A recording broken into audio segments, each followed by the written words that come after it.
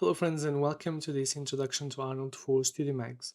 And my goal with this initial video that will work as an introduction and the next couple of videos is for me to share with you some of the things that I believe you'll find useful that will make your life way easier making the transition between whatever you're using in terms of rendering to Arnold. Now I'm doing this not because Arnold is something really complex. Actually, as you can see, in terms of settings on the Arnold Render tab, this is what you need to know mostly. But one of the things you need to keep in mind is the fact that Arnold has been used for the last 20 plus years, mostly in visual effects and in the animation industry. Now, the way they work, the workflow and the pipeline, let's put it that it's slightly different to what you find in the design and visualization industry, right? And in particular, if you're coming from an entry-level render, there is a couple of things that you may find weird, you don't understand how they work. And my goal with these videos is not necessarily to go in depth in every single settings, but it's more for me just to share with you some of the things that you're probably going to find useful and you can start use straight away and starting implementing into your workflow and pipeline. So that's the main idea. This initial video is just going to be an introduction for me, just to share with you where you can find more help, where you can find user guides, some scripts and some plugins that I believe you're going to find practical. And then we'll go through every single tab, like I said, and we'll share some of the things that you can use and explain how they work. Now, with that in mind, let me start by share with you this amazing plugin. Actually, it's free and you can use it for personal and commercial use. It's called VFX Plus. I remember using these for the last, I don't know, 5, 6 years, and it's a frame buffer that replaces the frame buffer that you have in Studio Max. The frame buffer you get with Studio Max, it's basic, it's very simple, and this allows you a lot of the tools that you find quite useful when you're doing color correction and grading. Now, this doesn't mean that Arnold doesn't have a render view. Actually, if you go to Arnold, you have the Arnold render view. However, some of the things are still missing. So, for example, a 3D LUT, depth of field, if you want to do chromatic aberration, for example, or even when you're doing your final rendering, and if you want just to check the grading and the color correction before you're moving to Photoshop or to Nuke or Fusion, this is the best tool. This is actually something I use all the time, even when I'm working, for example, with Corona or V-Ray in particular, because if I'm doing an image planning and if I apply the same color correction and grading to all the image, I can open all the image and use the same settings and just save them straight away as a batch. And this makes your workflow and pipeline way smoother when you're using a software like this. So just download the plugin and then you can drag and drop into your plugins folder, and that's it. It's ready to use. The next thing I believe you're going to find really useful is this Arnold Converter. Now, Arnold Converter was created by this amazing and talented artist called Mads, and you'll find this useful because I'm sure that your material library and your model library, it's mostly done with V-Ray or with Corona. Now, if you want to use those assets and if you want to convert them manually, that's a big task. And this converter is going to do, let's say, 90% of the work. And the reason why I'm saying 90% of the work is because you always need to go back and just check if everything is okay. Now, I do that personally, not only when I'm converting something from V-Ray Corona to Arnold, but also when I'm doing from V-Ray to Corona, Corona to V-Ray. And the reason is because, each render has its own PBR implementation. Sometimes you're using a material or you're using a model that was created before PBR was a thing. So there's a lot of things that you may want to check and just making sure they're working. It's just a best practice, and if you want to make your scene as efficient as possible, right? Now, if you go to this web page, which I'll share the link, as you can see, you also have a Discord server, and you have a little bit more down. You can see you have a video explaining how to install. There is a link to download. And then as you can see, the way it works is with the scene converter. Now, the scene converter, which you can find in this menu rendering, and you have the scene converter. The scene converter will use is a set of rules right? And those rules then can be used to convert whatever you have.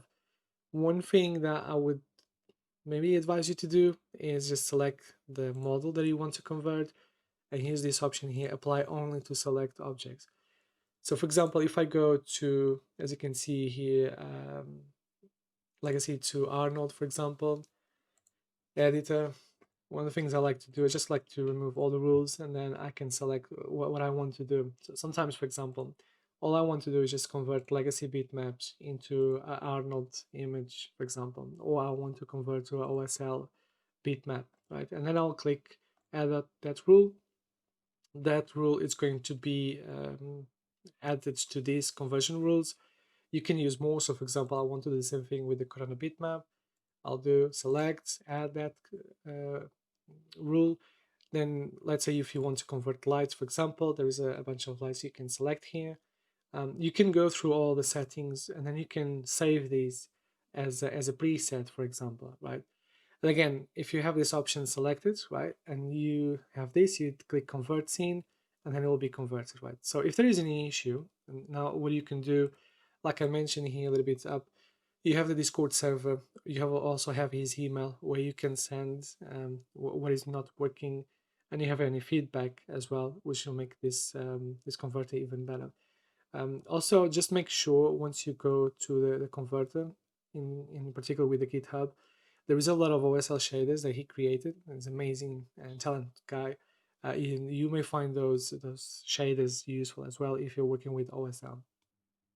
Now, in terms of help, first of all, feel free to leave a comment in this video or any video that you may have a question, you don't understand how something works, and I'll try my best to help you and to explain how it works.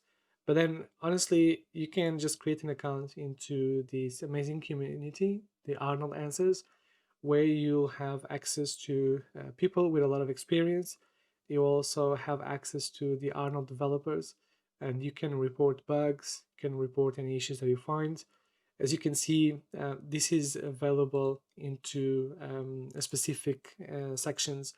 I'm not sure if you are aware of, but Arnold is available as a plugin to Maya, to Max, Cinema 4D, Houdini, Katana. You also have available, not officially, but to Blender and to Gaffer, right? So if you need help, this is the best place where you can ask for help. But then maybe before you coming here and asking like a, let's say, a very obvious question, you may want to check the Arnold user guides, right? I know it's quite easy just to go here and say, this is not working, what can I do and how can I use this, right? I'm also going to share with you the Discord server where you can have perhaps a more direct access and faster feedback in terms when you need help. But the user guide is one of the best documentations I've seen so far. I think it's among the ones you can find with V-Ray and with Phoenix. And the reason why I'm saying that, because you not only have an explanation of each setting, but you also have examples, and you have sometimes even practical examples for you to test it. So for example, if I go to lights, I want to search lights, I want to understand how they work.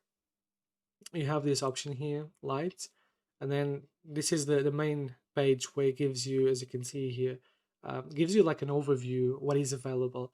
Also gives you some feedback and in terms like the implementation of Arnold into Max, what it works, some things you need to be aware of. I think this is useful if you're coming, for example, from Maya, Katana. You may want to use the same scene, so there is a couple of things that work slightly different perhaps in Max, and you need to be aware of. But what I like in particular is the fact that, okay, I have the lights here, but then if I go to something like the spotlight, right, it just gives me what is specific to that light. And it gives me an explanation what each setting does and gives me an example. And I think this is really practical and useful. And if you're learning Arnold's, I would highly recommend you, when you go through every single things like lights in this example, go to the user guides, just check like briefly what is available, just go through and trying to understand what each setting does. And I think you'll find this more useful than going in the scene and pressing 0 to the radius, 0 0.1, is it 1, 2, 3, 4, just trying to understand what the radius does, right? The same thing applies, for example, the lens radius. Having like this visual help this will make way faster implementing Arnold into your workflow and pipeline, because visually you can see what it does and you can apply it and you can see the same effect into your scene. So this is one of the best places where you can find information. Again, don't forget to select the 3ds Max user guide. This is where you're going to have help specific to Arnold for Max. As you can see, there is more options available for other DCCs. Okay, so that's it for this video. It was a short introduction to some of the things you may find useful even before starting working with Arnold. The next video, what we're going to explore is the Arnold Render tab. And again, we're not going to explore every single setting. We're just going to show you some of the things you'll find useful and how you can start implementing those into your workflow and pipeline. So thank you for watching. Let me know if you have any comments, any feedback. You're more than welcome to do it in the comments. And I'll see you on the next video.